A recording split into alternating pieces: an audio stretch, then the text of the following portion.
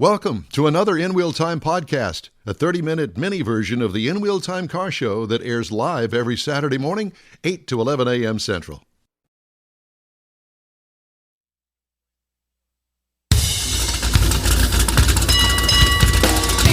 You know, it's amazing that we even get this show on the air.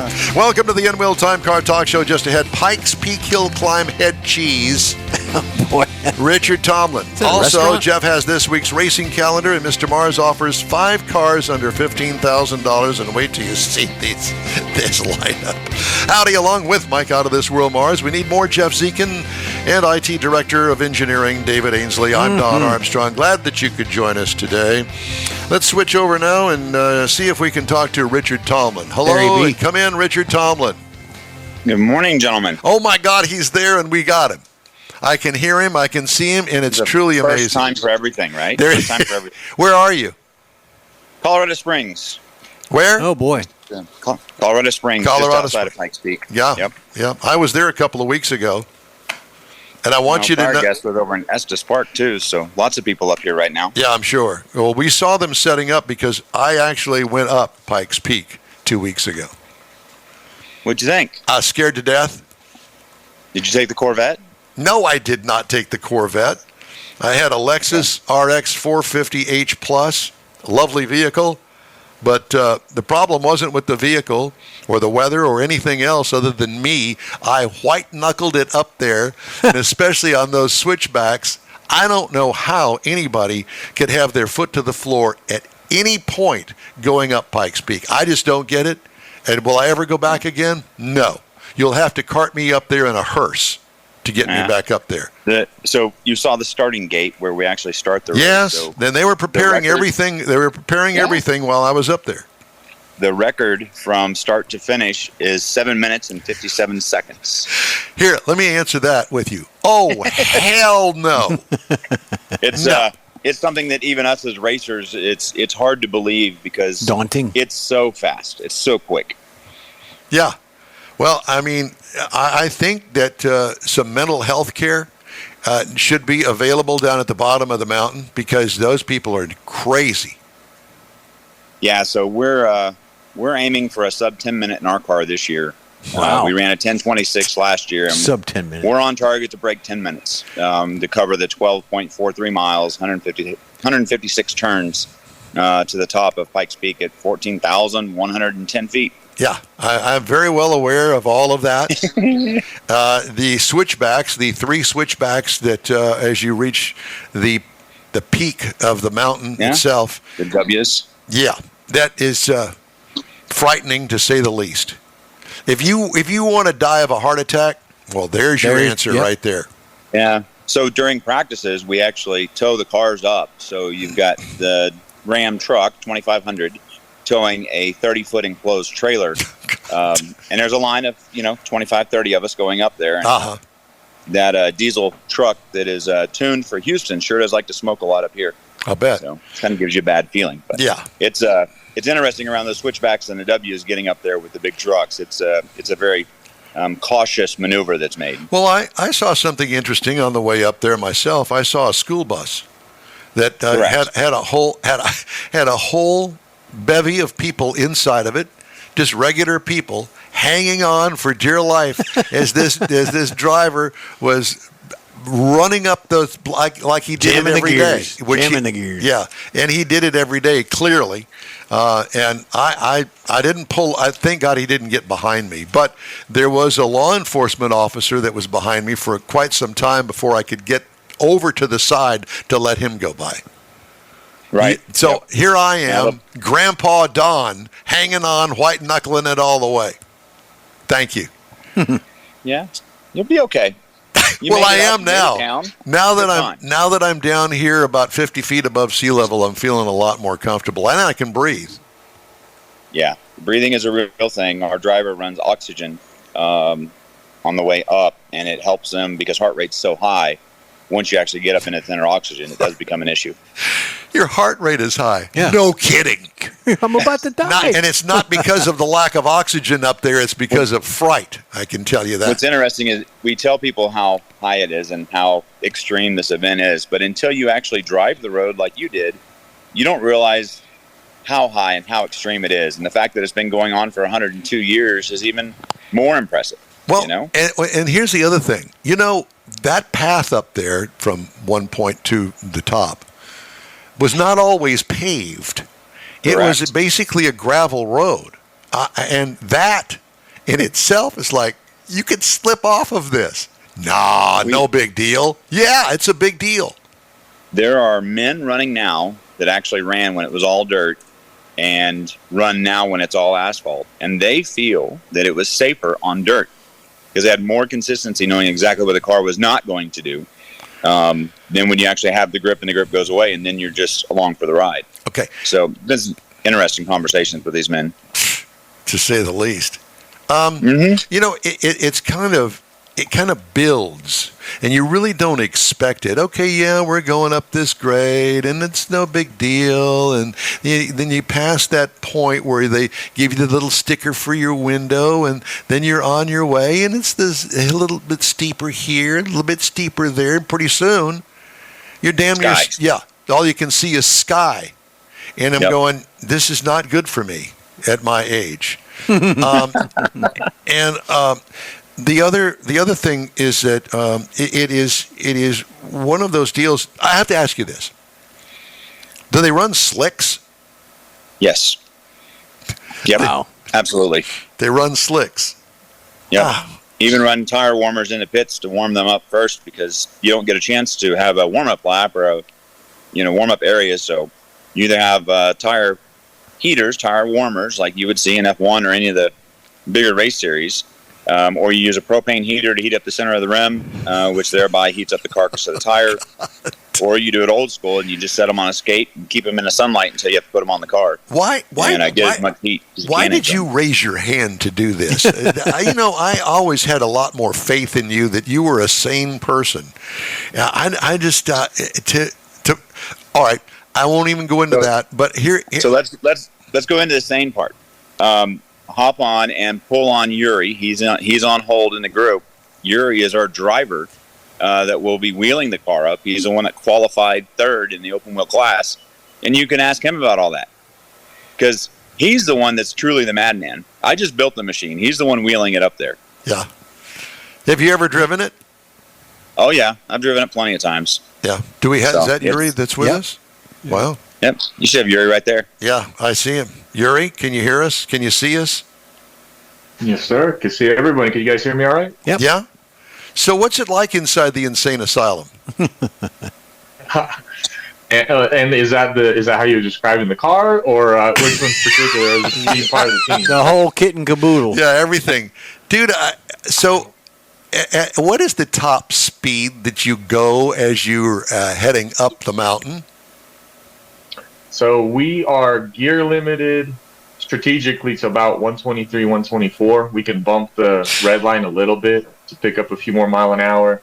Qualifying is probably the best place where we got a sense for the actual top speed we're going to hit. We're a little bit lower on the mountain where we can use our horsepower, and we have a couple of straights. So we tickled, I think, 115 or 116 in qualifying on Wednesday, I believe.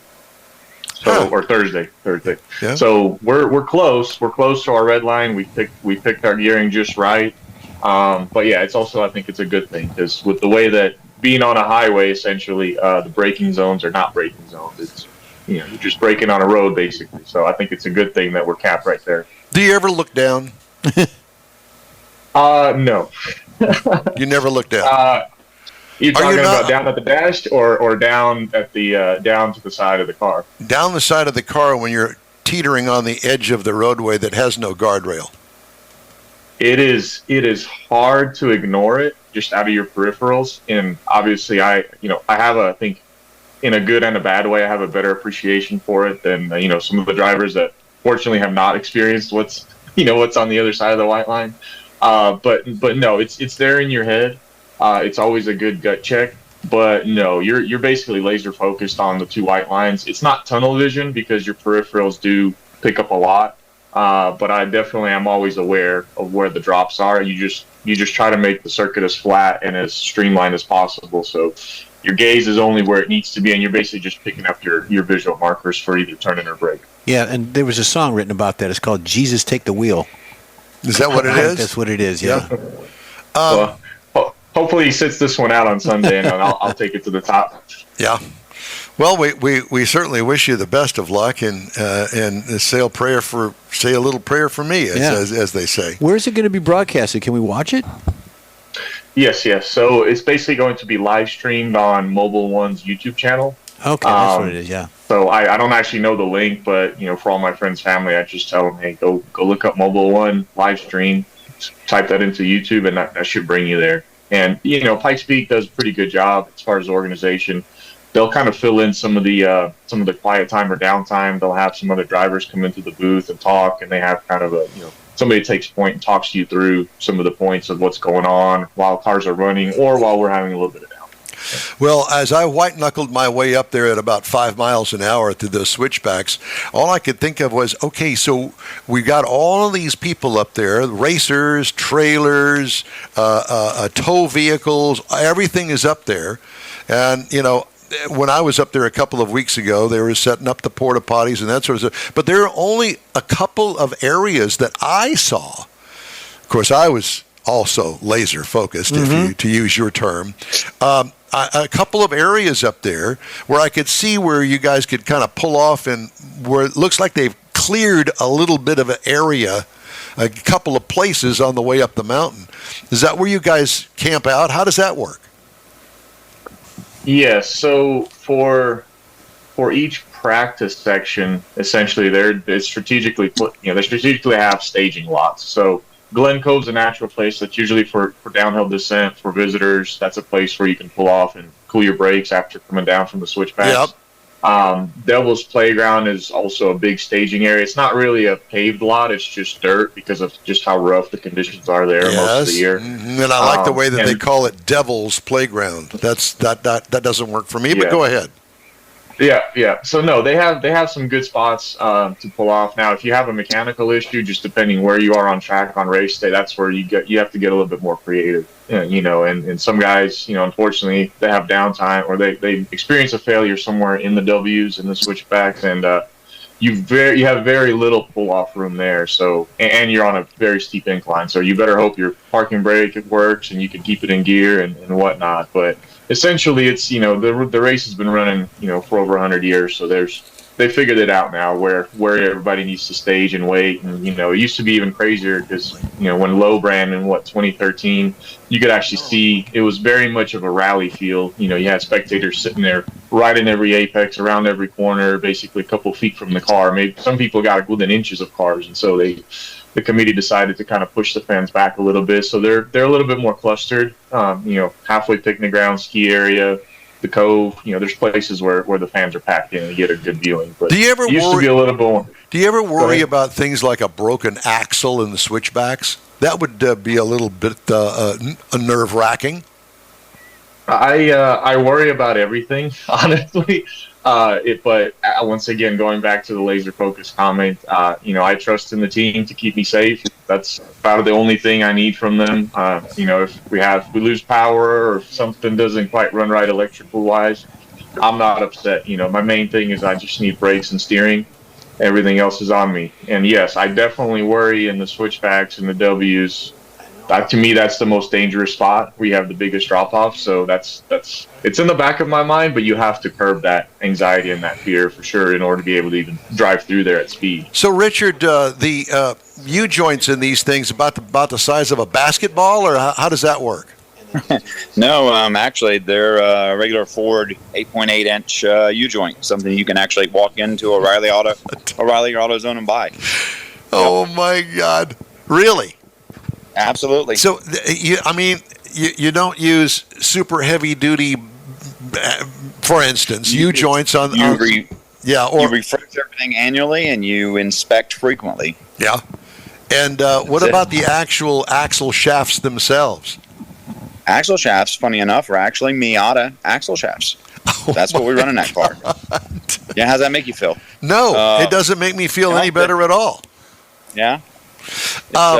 it's pretty amazing how some of this stuff actually works. And then again, it's just verify, trust but verify everything. So you don't worry about overpowering any of these components?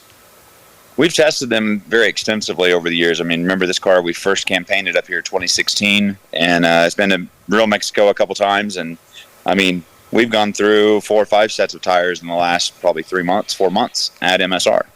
So testing down locally with better temperatures and better grip than what we have up here, we're very confident that we've engineered a piece that will survive. What is the current temperature up there on the mountain? Depends on where you're at altitude-wise. The other morning, when we pulled up to the top, it was 29 degrees when we got there. That was one of the days we did not get testing. Cloudy, windy, below freezing. Before we left the mountain, of course, it was back up to 42, and then at the bottom, we're 74, 75 at the bottom. Now, let me just tell everybody global that warming. hasn't actually lived this sort of thing. So I get up there to the very top of the mountain with the visitor center and the nice parking lot, and there are still mounds of snow all around, and the kids that have never seen snow are out there throwing snowballs and having a good time, and I'm going to say, I'm just going to stay here in the car if that's okay with you. A little hot chocolate. Yeah. I don't think most people realize that you could be in your shirt sleeves at the bottom of the mountain. In the top of the mountain, you better have a jacket on a day like you're talking about. Yep. Yeah, it's bizarre the weather changes that you'll see, and we've had race days where at the bottom it is 80 degrees at the start of the race, and by the time they get to the top, they've actually had to send cars back down because there was enough hail coming down that the cars couldn't drive up. Yes, I've heard those stories. Mother Nature is a real thing. Well, so let me tell you something. At 14,000 feet, friends, you're in the clouds for the most part. Mm-hmm. The day that I visited, there wasn't a cloud in the sky. It was absolutely perfect. Thank you, God. But I can only imagine. And I've been at altitude where I've felt and seen all of the clouds that are blowing by me at 50 miles an hour, and there's snow in the middle of summer. So I've experienced that, and I know. So do you guys run even though the weather is inclement? Yes, you'll run no matter until they feel that it is unsafe to run, and then they usually red flag the race, wait for weather to clear, and then we'll start up again. Yep. Okay, well, it's a process. It is a process, and my process is trying to wrap my mind around all of this and going. And now that I've visited recently, going. Make sure you log in on the Mobile One YouTube tomorrow and take a watch. We'll be the 22nd car off the line. So figuring 3 to 4 minutes a car. I would hope that we're off by, I guess your time would be about 10:30, maybe 11 o'clock. 10:30, 11 o'clock, just in time for church to get out. In-wheel time needs a race team. We'll call it Scaredy Cat Racing. Scaredy Cat. Don Armstrong white-knuckling it all the way there. Oh, my God. Well, best of luck to both of you. We'll be watching. We'll be keeping our fingers crossed, and we're thinking first place. There you go. Appreciate it, guys. Thank you. Thank you. Yuri, thank you, too. Right. God. Scaredy Cat Racing. White knuckle racing. Yeah, something. Yep. The In-Wheel Time Car Talk Show is available 24/7 through the iHeartRadio app. Just look for In-Wheel Time Car Talk. Podcasts on your favorite podcast provider. We also video stream our 3-hour weekly show on Facebook, YouTube, and InWheelTime.com. The In-Wheel Time Car Talk Show will continue after this quick break, we hope. So stay with us, will you? Pro-Am Auto Accessories has been serving Houston's auto enthusiasts since 1984, providing world-class products for sports cars, European sedans, and American muscle.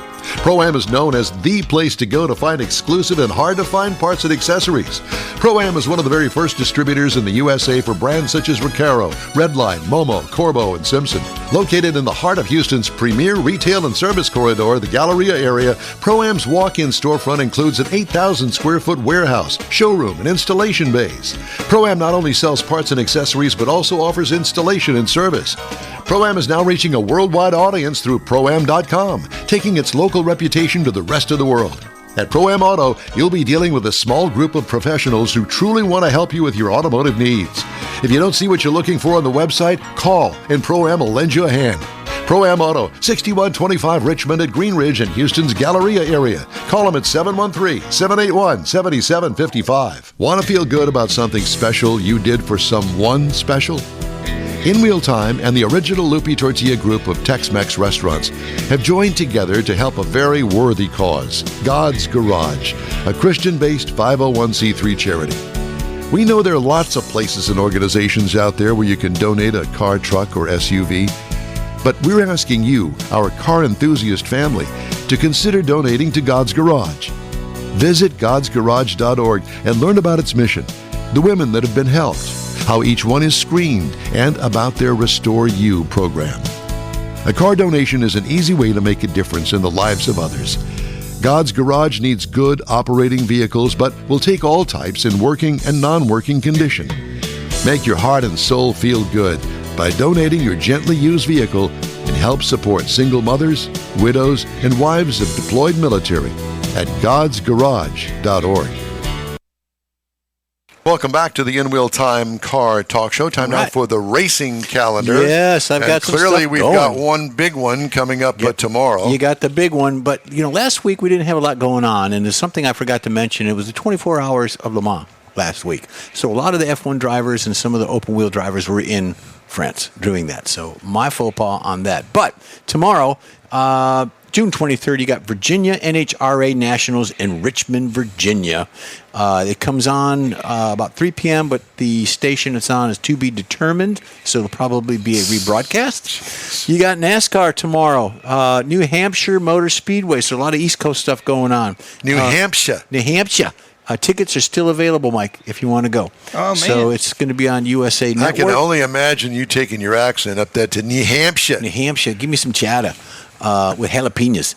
So the Aramco Spanish Grand Prix is going on from Friday till tomorrow. It is F1, so if you like F1, this is what you need to be watching. So there you go. IndyCar is at Laguna Seca tomorrow. It's always a cool track to do. Indy's always good to watch. And, of course, IMSA is at Watkins Glen, another road course. That is cool as well. So tune in on all of those networks. Okay. Mr. Mars has a special feature. 5 cars under $15,000. I was thinking more along the lines of under $5,000 when I saw the cars that you were going to put up. Well, so the idea was... what is the idea? If you were a younger person, or somebody even your age, for example, and you Well, wanted thank you to for throwing me into that. If Oh, you wanted boy. to start a car collection, or you kind of wanted to start getting involved in the hobby, what do you look for? I mean, it's easy to say, I want a 67 GTO, or I want a 69 Camaro, or 69 Boss Mustang. It'll cost you $30,000, $40,000, $50,000. Oh, yeah. Not everybody can start that way. So I was trying to find something that you could start with that might actually be a vehicle. Is this a car that you're thinking maybe your granddaughter could get into? One of them or two of them could be, yeah. But I was thinking more of something that people seem to be having an interest in that might actually be appreciating in the near future. For example, the Mazda MX-5 Miata is a very popular car out on the track. Richard Tomlin and them run them all the time. But the very first year, known as the NA, is the only one that came with the pop-up headlights, and they are something that people are looking for because they are rare in the world of the Mazda Miata. So that's something that might make that special. The NA. NA is what they called it. Not It available. was the very first year. So it's got the pop-up headlights. You could have a 1.6 or 1.0-liter engine, 5-speed, or an automatic. So it depends on what it is, but it could be something that in the future would appreciate just because there's not a lot of them around. Another one that is a very similar thing is a Toyota MR2, particularly the AW. MR not. Oh, yes, MR. MR2. Yes, MR2. An AW11. Now, this is, again, the first generation of the MR2 that was produced from the 84 to 89.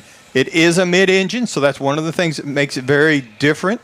It has a very distinct wedge shape, but it's the very first year that it was built, so there's not a lot of them around. So, again, that's something that could add to the appreciation of a collectability. I could see it. Now, the Volkswagen Golf GTI MK2. Now, this is the second generation. Would that be the Mark II? Just the MK2. The MK2. It is the second generation, built in 84 to 92. And it was part of that hot hatch era. It really kicked things up because of the performance with it and the handling, the build quality. They scream. And yes, they did. So again, something that could become a little more valuable in the future. The Jeep Cherokee XJ. Now, this is one that you got to kind of take it with a grain of salt or leave it. You know, it's Or leave it. it was built the side of the road. 1984 to 2001, and it's considered one of the things that led to the popularity of the SUVs. And it's where it came in with the SUV with the off-road It's capability. a two-door. It's the F1 of That Jeeps. is a two-door version of it, 4.0 liter engine in it, With and a V8 with no horsepower. with the inline six. a lot of torque. Yeah. And some people have put V8s in them, you know. So it's something that could be collectible and is reasonably priced at this level for a collectible car. And then the last one that I was going to talk about is the Ford Mustang Fox Body, 1979 to 1983. Now, this thing in particular, as we talk to the Mustang guys like Randy and them, this is something they mention a lot of times is the Fox Body Mustangs because had a 5.0 liter V8 in it. So it was a pretty hot rod because it's pretty light, handled fairly well. And then it's just a matter of, body styling. Do you care for that kind of a body style on a Mustang? Mm-hmm. But the engine and the popularity among the Mustang guys are what make this potentially a car that will appreciate in the future, therefore making it collectible. Well, there you go. Would Nice. you buy that? The Mustang, they all have a little bit of a tickle in my fancy, so I don't know. They'd have to grow on me. They would. So Jeff, we're going to give you one of those cars. I'll take the Fox Body. Yeah. Okay, and then after the then Fox Body, the GTI, the little screamer. yeah. And But then the problem, Miata would be the in there. problem is third. with that era that those cars probably have 300,000 miles on them now. Yeah, but you've got parts. You can get parts, and you can upgrade, and you can add on, and you can restore hot reasonably rod. well, or a hot rod. The Mustangs in particular, that Fox Body, there's just tons of them out there. I mean, my aunt had one that was a convertible. It wasn't a hot rod. Aunt who? My aunt that lives here in Katy. Aunt who? Danita. Aunt Danita. Yeah. So she had a convertible. That was Aunt B. And Wasn't Aunt B? Aunt D. Aunt B. But it was a real nice driving little car. It was a little car. To me, it had no relationship to the earlier Mustangs of the 60s and 70s that we grew up with. But it was a neat little car, and there was tons of them around at the time, and there still are. Yeah. And they're worth something to somebody. Exactly. And that's what makes some of them collectible. And we see stuff like that at some of the car events we go We to. do. We actually. do. Yeah. Yes, we do. In all sorts of condition. Yeah. But Mazda with a Wankel motor in it. Yeah. there's that. Mm-hmm. Hey, if you'd like to get in touch with us, shoot us an email. The address here is info@inwheeltime.com. And be sure to follow us on Facebook. We're back in a flash. The original group of Lupe Tortilla restaurants will have you telling your family and friends just what the original recipe means when it comes to the best fajitas in Southeast Texas. Founder Stan Holt invites you to visit the first Lupe Tortilla near I-10 and Highway 6. Here is the original house that inspired the design of all the rest and the original charm that helped make Lupe Tortilla the go-to destination for Houston Tex-Mex. Nothing can compete with the original lime pepper marinade that everyone will agree makes Lupe Tortilla award-winning beef fajitas the best anywhere. Lupe Tortilla Katie's another location that gives you the same quality and service Houstonians have come to expect at Lupe's. It's located on 99 the Grand Parkway at Kingsland Boulevard in Katy. Find yourself in Aggieland? Head to the Lupe Tortilla in College Station. Located just around the corner from Kyle Field, it's a great place to enjoy those famous frozen margaritas before or after the game. Going to Louisiana? The Lupe Tortilla in Beaumont is on I-10, so you can't miss it. The original group of Lupe Tortilla restaurants has the best Tex-Mex anywhere, and you're invited anytime. That's it for this podcast episode of the In Wheel Time Car Show. I'm Don Armstrong, inviting you to join us for our live show every Saturday morning, 8 to 11 a.m. Central on Facebook, YouTube, Twitch, and our InWheelTime.com website. Podcasts are available on Apple Podcasts, Spotify, Stitcher, iHeart Podcast, Podcast Addict, TuneIn, Pandora, and Amazon Music. Keep listening, and we'll see you soon.